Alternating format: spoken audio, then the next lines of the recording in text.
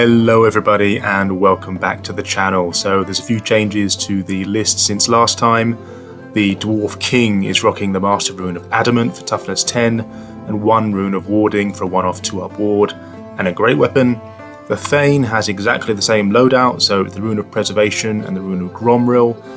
His BSB with the Master Rune of Grugny, the Rune of Courage and a Rune of Battle. I've got 31 Rangers with another Rune of Battle, 16 Ironbreakers with another Rune of Battle. This is essentially a small unit to give my king some static combat resolution, hoping that the 3-up save with the rerolls and the toughness 10 king can tank so much of the damage that's thrown at them that they can just win on some static combat res without doing many wounds.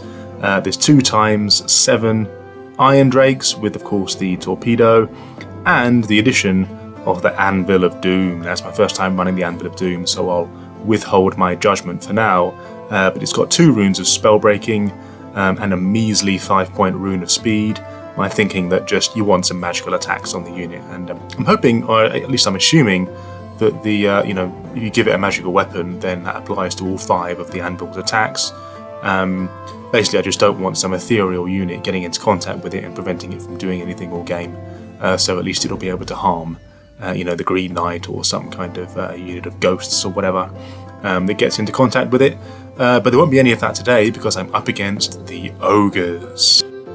So the Ogre Kingdoms are led by a Tyrant with the Tenderizer. And if you're not familiar with the Ogre Legacy list yet, the Tenderizer is +2 strength, -3 AP, D3 wounds, and an extra attack.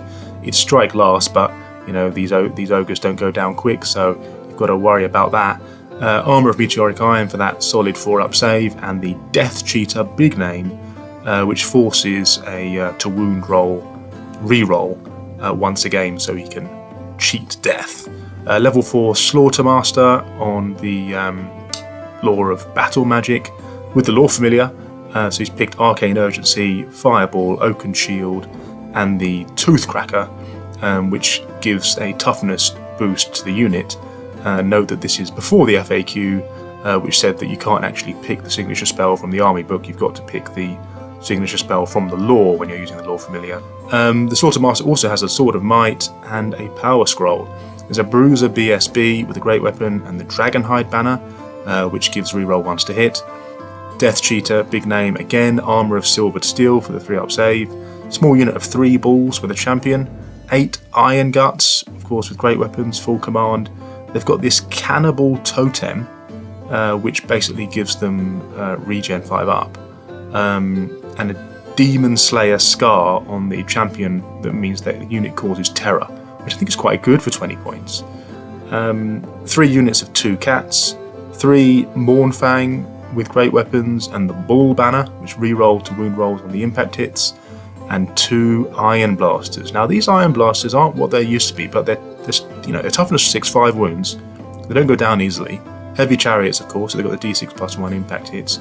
The cannon is strength 10, so it's like a great cannon with the D3 +1 wounds. However, the misfire chart for the cannon is quite unforgiving, to be honest, because only a 4-up on the chart saves the cannon from being destroyed, and even if you get a 4-up, it still can't shoot this turn or the next. So they might not get that many shots, but it's a strength 10 cannon, and it's a heavy chariot all in one, and it's got toughness 6, right? So still something to worry about. After forgetting to photograph the deployment phase, we join the game at the end of Ogre's turn 1.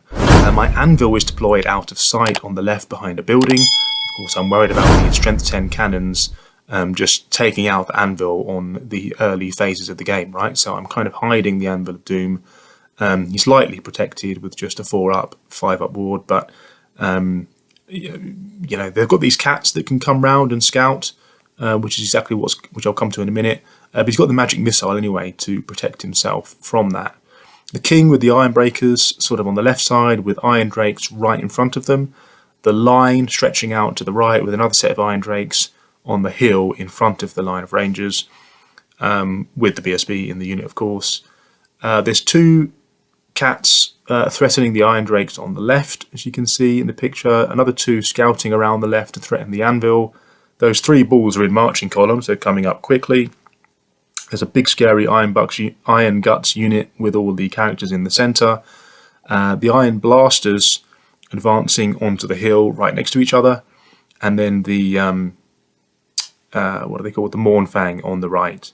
So, and there's a last set of 2 cats currently hiding behind those woods on the far right there, if you can just make them out in the picture. So the Oaken Shield goes off on the Gut Bus, but not a big issue for now because I'm not planning on shooting them just yet. And the Slaughter Martyr fails to get off the Arcane Urgency. So all is well for now. But of course these Ogres are fast, so they've still moved up 12 inches, so they're right in my face to begin with. The Iron Blasters take off a few Iron Breakers, so the cannonballs ping through the Iron Breaker unit there. And yeah, everything's just advancing full pelt on the Dwarven lines. Both the Iron Guts and the Mournfang are in a position where they could make a charge on turn 2. It's a bit of a long one, but they are just within charge range. Dwarfs turn 1, so the Anvil fails to cast all of its bound spells. I think it's the curse of the new model, right? When you paint up a shiny new model and put it on the table, it's likely to do nothing and die on the first game, but let's see if we can keep it alive anyway. No movement from the Dwarves, apart from a small shuffle back from the Iron Breakers and their Iron Drake screen, just to move out of range of that Iron Gut Bus. We take off one of the Mournfang with the crossbows and the Drake guns and wound the next one. So yeah, hoping to neuter this Mournfang unit before it crashes into my lines. Not too worried about the Iron Blasters at this stage because they don't really have that many cannonable targets, if I can use that word. Because the Anvil's hidden, that's the only thing I'm worried about being cannoned off, right? They can shoot cannonballs into my units and take off a dwarf here and there, but that's not the end of the world. The worry, of course, is this big Gut Bus. It looks to be going for the Iron Breakers with my king and ignoring my line of rangers. Fair enough, you know, that's kind of what the Iron Breakers are there to do, is to sort of take a charge, and hopefully I can direct this Gut Bus into the path of my line, or pin it in place and the line can get involved later. Ogres turn 2. So the 2 cats on the left charge the Anvil of Doom, who failed to get the magic missile off on them on the first turn. And the Rune Lord just smashes up one of them with his hammer, and the other one turns tail and flees. The other 2 cats charge the Iron Drakes because they fail their impetuous test. There's not much of a stand and shoot to be done because of the angle. And in combat, we get 1 wound on each side. So it would be a draw, but obviously the Iron Drakes have the close order rule, and so it's a win for the Drakes, and the cats flee. The Mournfang on the right charge into the Iron Drakes, another one is taken down on the stand and shoot, and so it's just 1 lone Mournfang that crashes into the Iron Drakes, but, you know, he's strong, so, you know, he defeats the Drakes, kills a couple of them, and they fall back in good order behind the line of Rangers, and so that last Mournfang is sort of charging to his doom into a unit of 30 Rangers with great weapons. Everything else advances up. The bus marches up right into my face. There's also a cats in marching column that sort of want to get involved at a funny angle, which you can see in the picture there, should I decide to charge into them. The Ogre Balls come out of their marching column into fighting order. Unclear what they're going to do just yet. And, you know, in terms of shooting, I think one of the Iron Blasters misfired and lost the cannon for the rest of the game, and the other one just overshot. So these Iron Blasters are rapidly becoming just glorified heavy chariots. Dwarfs turn 2, so no movement. The Iron Drakes on the right side rally at the back of the hill there and shoot and, you know, knock a couple of wounds off one of the Iron Blasters with the Trollhammer torpedo. The Anvil fails to get the magic missile off again, so just keep rolling miserable dice on that. They do get off the Oath and Steel, which is the armor buff on the Iron Breakers. I guess what I'm thinking is that when the Guts charge in, I'm going to flee with the Iron Drakes and just take the charge with the Iron Breakers. The Mournfang standard bearer is cut down mercilessly by the line of Rangers. The Rangers then reform to an angle because they were currently sort of slightly in front of the Iron Breakers, and they reform into an angle now where they're sort of facing the Iron Breakers, which looks like where the combat is going to ensue momentarily. Ogres turn 3. So the Iron Guts charge in. Actually don't flee with the Iron Drakes in the end.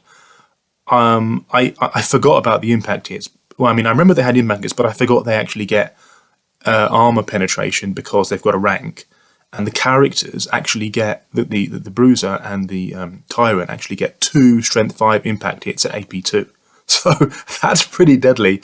And you know, the iron breakers don't have a stand and shoot, right? So those impact hits would swing it in the favour. I mean, they're probably going to win combat anyway, but that would be a lot of damage coming in. So I actually decide to hold stand and shoot with the iron drakes.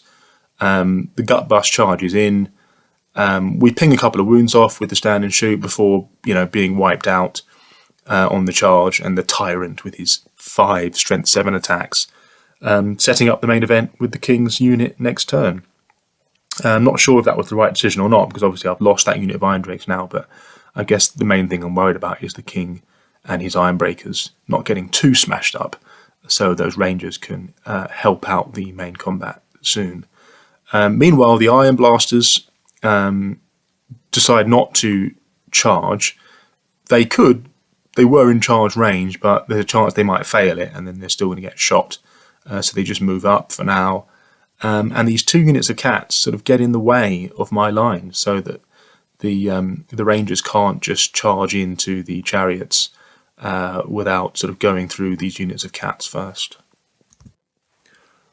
So the dwarfs turn 3. The rangers charge into the gut bus. And I'm not sure if you can make it out in the picture there, but we're very close to the unit, and we can actually just wheel into contact with it. Well, basically in a straight line, we're wheeling very slightly into contact with the gut bus on the left-hand side of the unit without touching the cats. Okay, and then we had a bit of a lengthy rules discussion here, so bear with me a minute, because this has actually happened in many of my previous games before, right? Whenever you're running a particularly wide unit, which I tend to do with whichever army I'm playing, I just like big wide units. So the charge makes contact, but it's unable to align with the unit that's being charged, yeah? And so on page 128 of the rulebook, it says unable to align, and it describes a situation because when you make contact with the unit on the charge, but you're unable to align because something lies in the way. Now, it doesn't specify what this something may be. In the picture, the something is a rock, yeah?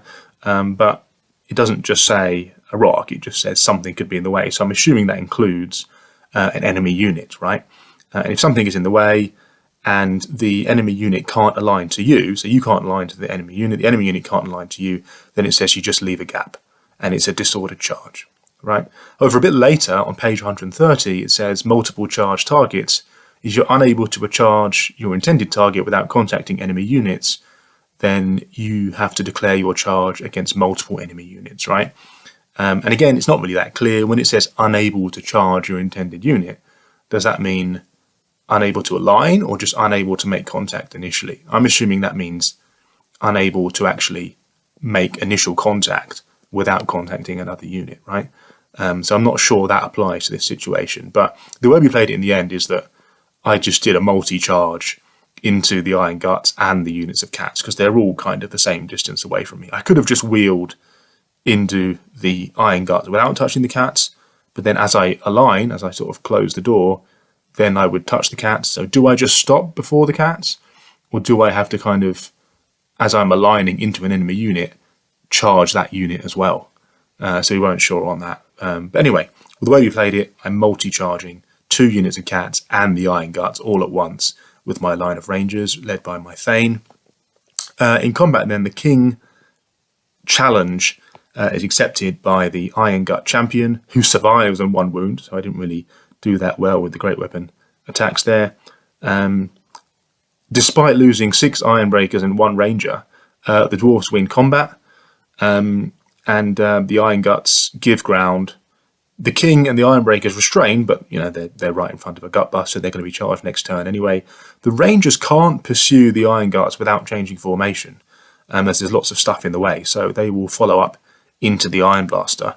Now this is another one which, as far as I can tell, isn't really covered in the rulebook. One of the quirks of running lines, you might say, is that I'm sort of following up into a fresh enemy. Now, obviously, in the rulebook, that's when you pursue a fallback in good order, right? A follow-up from a give ground. Typically, there wouldn't be something in the way because they're only just moving back 2 inches, and they don't move through units when they give ground. So, but if you've got a long line, then it's not always. Firstly, the centre to centre, the angle at which you're fleeing is likely to be a bit strange. But basically, we played it as if I was pursuing into a fresh enemy, even though technically it's not a pursuit; it's a follow-up from a give ground. Yeah. Anyway, so the Rangers followed up into the Iron Blaster. Incidentally, if those rules interactions I'm just describing were a bit difficult to comprehend, I will do a separate video, I think, on just line hammer tactics generally, and try and go through it step by step in a scholarly manner to explain some of those rules interactions with some diagrams. So look out for that in the future. Ogres turn 4. So the Gutbust charges the King and the Ironbreakers for another showdown. And I'm not feeling confident about this at all. Especially as there's also an Iron Blaster charging in the flank. The Iron Blaster totally fluffs the impact hits, but the Tyrant is just a beast, right? And I lose like 7 Ironbreakers, and I only do a couple of wounds in return. And I am, of course, double outnumbered on unit strength. But the King is not giving up just yet. And of course, the stubborn rule saves his bacon for now. And because of the way the pursuit works, right, the Iron Blaster is sort of in the way of the Iron Guts pursuing the King as he falls back. And the Iron Blaster needs an 11 on the overrun in order to clear the way for the Ogres to pursue into combat. But he gets it, right? He rolls an 11, a clutch roll there, and the Iron Blaster careers forward on the overrun so that the Iron Gut unit can now pursue into the King for Dwarfs turn 4. So the King with his shield bearers and the Ironbreaker champion and standard bearer are all that's left to face down the massive unit of Iron Guts, with the Tyrant, Bruiser, Slaughtermaster facing down on them. However, there is the Rangers coming in to save the day as the big unit of Rangers slams into the flank of the Iron Guts. With an epic close the door, the line swings around to align to the enemy, and this last combat the stage is set. The Ironbreakers are wiped out as there's just 2 of them remaining, but the King remains as of yet unscathed with his Master Rune of Adamant. The line does about 4 to 5 wounds on the Ogres, but of course it's bringing in a lot of static combat resolution as well, with your banner, BSB, Runes of Battle, flank and so on. So the Ogres lose combat and fall back in good order down towards the board edge. Unfortunately, we run out of time at this point because James has to go, but we kind of try to work out what would have happened in turn 5 and 6. But so I am conjecturing, of course. But measuring centre to centre, the Iron Guts fall back sort of directly down in the picture you're looking at to take them close to the board edge. They then have to sort of reform to face back up towards the King. So after the pursuit, the King comes down in front of the Iron Guts, or back into combat with them, and then the Rangers would pursue to just behind the King. It's Ogre's turn 5 next, and while anything could happen, of course, it's likely that the toughness 10 King in a challenge doesn't die, and also doesn't do that many wounds in return, and then the Ogres would probably win combat just because they've got a rank and a banner and BSB and whatever, forcing the King to either give ground or fall back in good order to behind the line of Rangers. So there is a possibility of setting up a turn 6 combat between the Rangers and the Iron Guts, but due to the big size of each unit, I don't think there's likely to be any VPs gained or lost on either side. So I guess what I'm trying to say in summary is that I don't think there's going to be much more happening in the last couple of turns of the game here, because the toughness 10 King in a challenge isn't going to be cut down. He's also got a 1-up, 2-off ward, remember, 2-up ward, so if he does sneak through a wound with the Tenderizer, he can just use the 2-up ward to try and shrug off that D3 wounds. The wild card is, of course, this Iron Blaster, which could swivel round for a turn 6 charge, and then there's 3 Ogre Balls waiting in the wings as well, but I think it's likely that James might just decide not to put them in and risk their VPs. So that's kind of how things finish. And yeah, let's think about the Ogre army for a little bit. So it's my second time facing the Ogres in this edition. I do think they've got a lot of potential, lots of power coming at you very fast. They've got high unit strength, impact hits, very solid characters. The Tyrant's just a beast. I think he's good in a unit as well. I faced him on the Stonehorn before, which is just phenomenal, but then of course you run the risk of being heroic duked. But you run him in a unit of Iron Guts with a Tenderizer, BSB, regen, give him a ward save, and what do you get? There's not much you can stand up to him. The 3 Ogre Bulls, which James was treating as a little bit of a tax, right? Because you've got to take a unit of Ogre Bulls, but then he doesn't want to invest much in that unit, which might be the way to go, although I suppose you could balance it out and have kind of 2 medium-sized units. The Cats weren't especially useful in this matchup, but I can see them being useful in other matchups when there's small units that can be picked off. In terms of the Dwarves then, the Anvil was obviously disappointing in this game because I didn't really get any of the spells off. I got the the Oath and Steel off once, but I ended up not really using it because they didn't get into combat to the following turn because I decided not to flee with my Iron Drakes in the end. The Ogre magic, actually, I forgot to really mention much because that didn't really play a big part in the game either. I mean, he got off the Toothcracker once, but then didn't make the charge into my unit, and decided just to march up instead, and then failed to cast the Move Again spell from Battle Magic. Sorry, the name slipped my mind.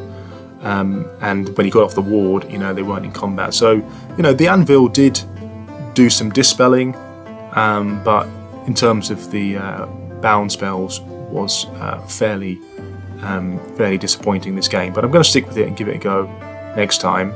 The Ironbreakers did their job, I'd say, giving that sort of static combat res to the king, and just generally being solid, right? I mean, they've got a high save, they're stubborn.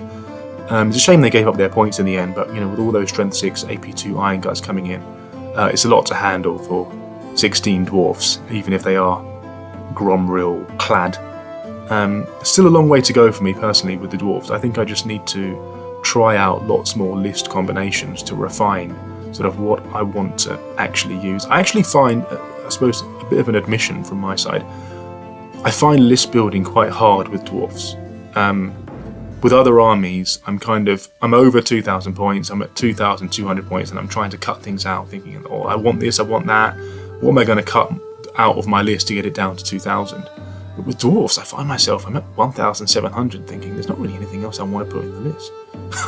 I end up thinking to myself, maybe I'll just chuck some Doomseekers in there, because at least they don't give up VPs. Because I just find that, small, medium-sized units of Dwarfs will give up their VPs.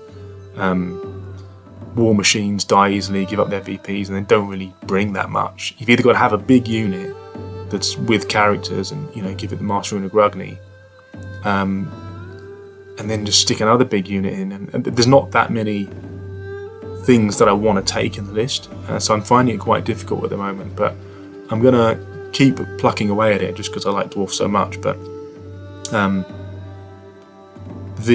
not sort of settled on this, 2 small units of Iron Drakes and a unit of Iron Breakers. I'm not settled on that at all. So I want to try different things. Might even try using Dwarf Slayers, just because I love Slayers so much, really, not because I think they're very good. But I don't want to paint another unit of Rangers, basically. I think that would work well, actually. Just another line of Rangers, but it just seems a bit boring, and I don't really have it in my locker after painting 32 of those Rangers. I don't really have it in me to do another massive unit of them. But anyway, watch this space. Maybe give me some ideas if you're a Dwarf player as well. And if you've watched this far, guys, don't forget to give me that thumbs up. And I'll catch you on the next one. Thanks very much for listening. Goodbye.